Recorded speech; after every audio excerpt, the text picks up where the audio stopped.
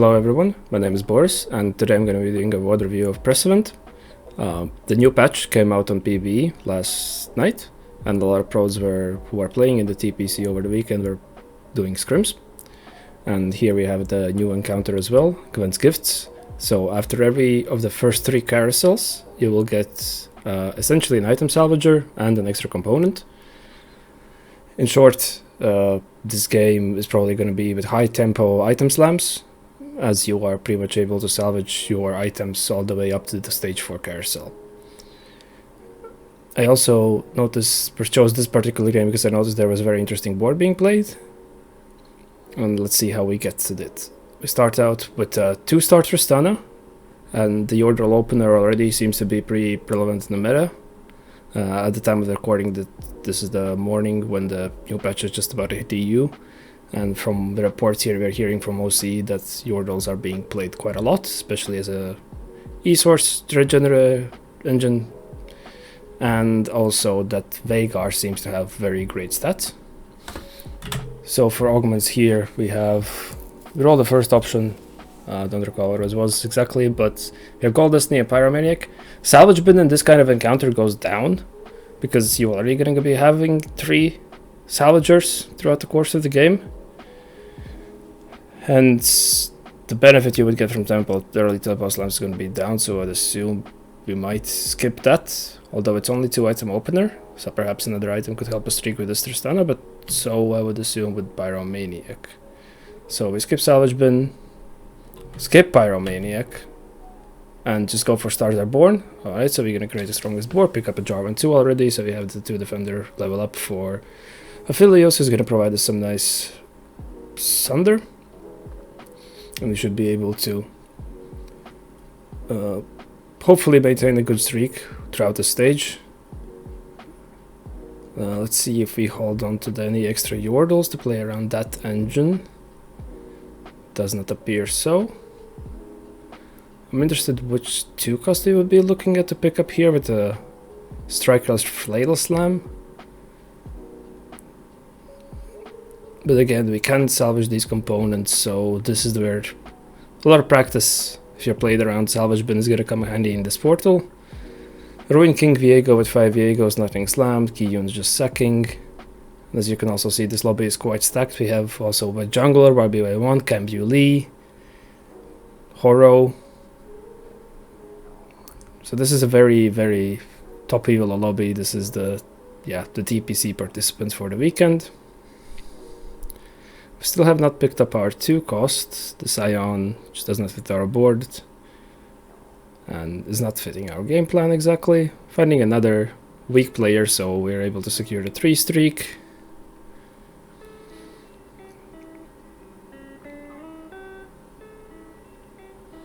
Seems that we are looking to try and find a way to get a cannon unlock. Because one of the boards that is very popular in this meta is also the Ryze and play around Ziggs. Ziggs got huge buffs over the patch and seems to be terrorizing the new servers, and was also very prominent in these pro scrims. We pick up a glove here, so we're gonna see this. So a component coming in, we get a bow. I'm not gonna slam the last whisper right away, but as you can see, the Gwent Scissors essentially are a salvager. I'm gonna hold on to it for now though. Just gonna keep our items on the Tristana 2. The Xin Zhao Hero augment with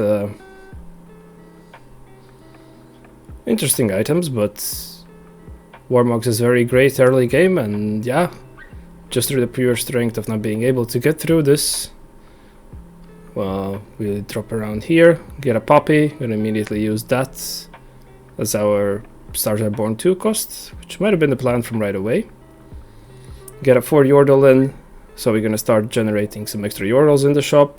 Hopefully hit this Rumble upgrade, and we should have a quite strong front line to support our Tristana. A little unfortunate that we dropped around here, as it seems like we would have been in a 5 streak, but otherwise. Get a cannon unlock as well due to our star levels.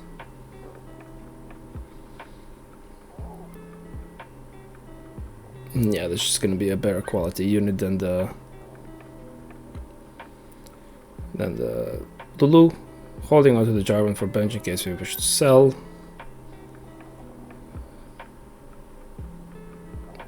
But they're gonna sell the Raven instead. So we have 5 Yordles, and we're probably hoping to hit the Teemo from our Yordle shops to just start generating extra resources.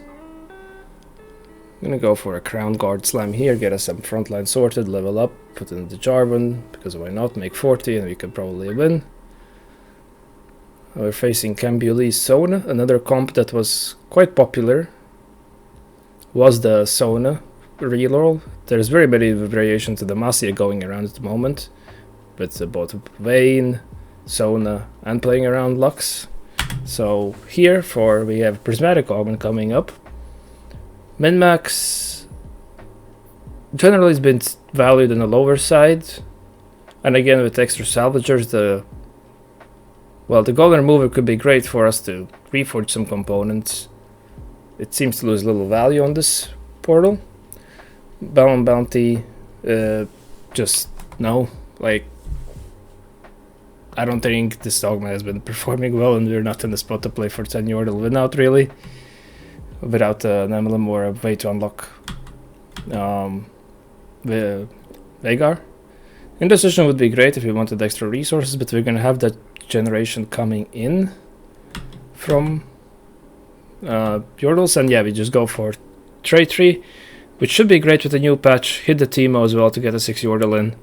But yeah, in the new patch they buffed all the emblems as well, hence all the emblem augments should be going up quite much in value. The emblems we get are interesting though. We have none of them really provide anything for our current board. So it'll be interesting to see. The Ionia could tie to through cannon in some form. But yeah, we're gonna drop a Reforge on all 3, which is alright. We get a Bruiser, which is nice, ties it to our Kubuko. Zond, we have picked up a Jinx, so maybe we could perhaps look to play 3 Zone, but I'm not sure. It should be a good frontline support for this Poppy this way. Now, for a Carousel, this is where we have to be very aware. I'm not sure if the Salvager is going to work on the emblems. I don't see why it shouldn't, but it could be perhaps that they have implemented a way where you just can't randomly get extra spatulas. Get a belt and picked up a tier. Slum another frontline item, as we seem to be satisfied with our backline at the moment. But yeah, we're mapping out the Ryze Ziggs comp, which is one of the ways to play around this top end at the moment. But we'll see how we adjust our board with the emblems. Perhaps, yeah, we already see that there's a Wukong in there, which would tie with the Bruiser emblem we got. And we're holding onto the Caitlyn on our bench because we will need that to slot in an easy 2 Piltover to unlock our Ryze. Continuing our streak, it was very unfortunate that we dropped around to Xin Zhao, especially if we close out here. And playing around this 6 Yordle especially is going to be, again, seems very prominent in the early days of the last patch, where if people are playing weaker boards you can get away with greeting quite a lot of gold. As I'm not exactly recalling that they would have made any explicit buffs apart from, well, Ziggs and Fizz got some treatment, and Kobuko also had a bug fix, but that should not have improved them. So yeah, essentially just playing around upgraded little dudes with a weaker frontline is gonna get it. And I would assume that we just send it for 8 Yordle right now. Yeah, slot an 8 Yordle, start sacking the stage a little bit. I'm gonna slam Adaptive JG. But we have a Vanquisher emblem to allow that crit, so let's... Alright, we're gonna drop that right on the Fizz. Perhaps it's capable of poking down some frontline. Backline, I mean. Well, 1-star Caitlyn. Alright, we're gonna take that. At this point, we're just trying to preserve as much as HP as we can. We get a win here that's pretty big. We maintain our streak as well. So we got extra resources. We're very rich. We're farming the grab bags. Check the grab bag. It's a fizz. I'm not sure how well the little buddy is gonna fit into the board we planned out. If I'm not mistaken, we only ran a couple of them, so it wouldn't be that. Indiscriminate killer, we're not really in a need of items, and also a galaxy that drops up more items. So I would default best friends here, and yes, that's what we do. Malicious, again, well, a great augment. We're not looking to send it down right now. We're actually sitting on our comfortable HP lead to generate extra resources. And Spear's Will is also not particularly fitting into the game type of playing around Ryze and Ziggs. So I'd assume we just pick up best friends here for some combat value. And perhaps, as we're in streak, we're able to extend it a little bit. So yeah, immediately just drop our position. Okay, he seems he wishes to reconnect. So yeah, we're back in the game.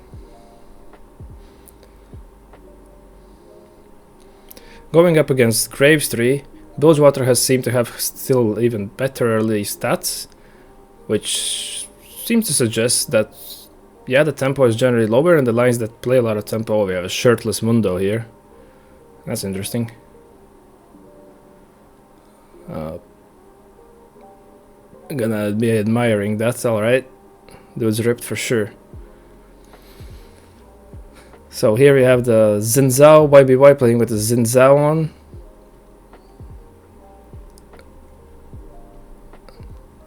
Yeah, it seems that we have already planned out for a board fully around the emblems, or perhaps we're looking for some adjustments. I mean, we have slotted in the bruiser, and well, we have the emblem. But as it's any of these fast 9 boards, we really have to... The skill expression is going to come into being flexible on what we see around during our roll down.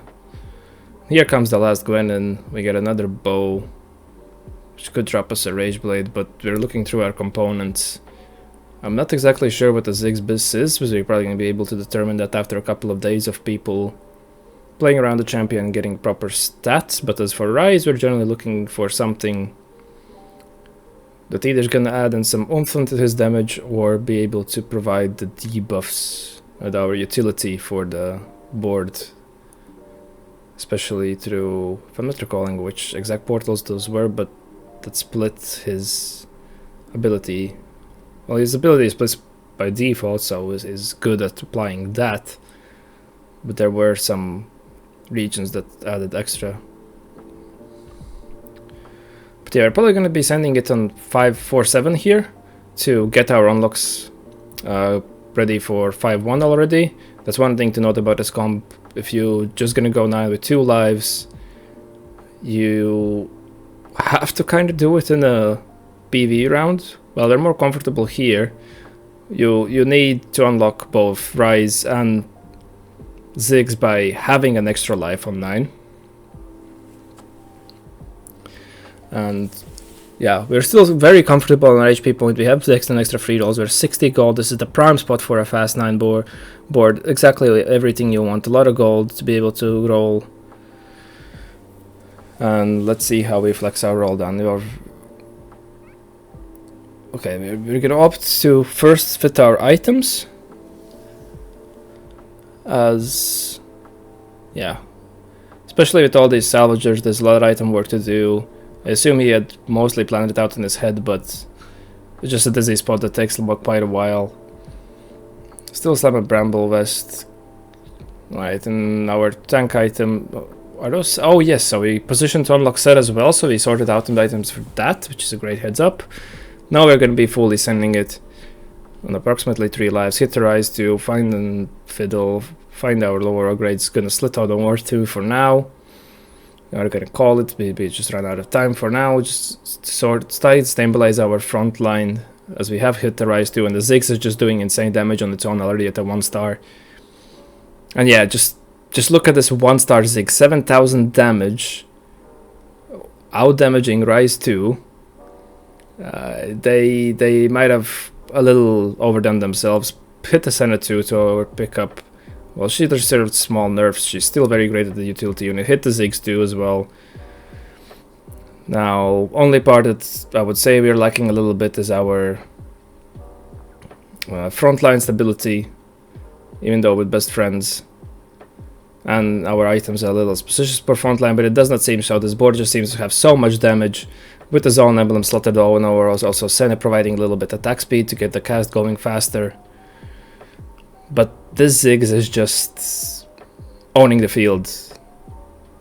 Like, that's one way how you can make up for the lack of frontline, is just having pure burst. And that's exactly what we do, and also our frontline is helped a little bit through the blast shield from the Piltover. We seem to be transitioning some of our defensive items. Ah, right, I see. So, yeah, just put it in Morello on the Senna and get the crit, Vanquisher crit on Ryze. We should filter it nicely. But yeah, we are just melting through the boards now. Unlocking a Volibear for good measure, probably gonna skip it.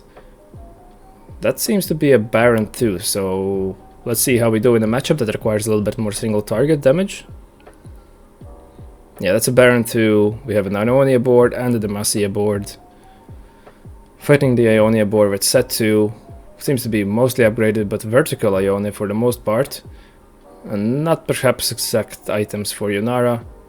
Yeah, it poses no threat. Well, our frontline fumbled, but our backline damage is so loaded, and we're just with such a huge HP lead going into the stage 6.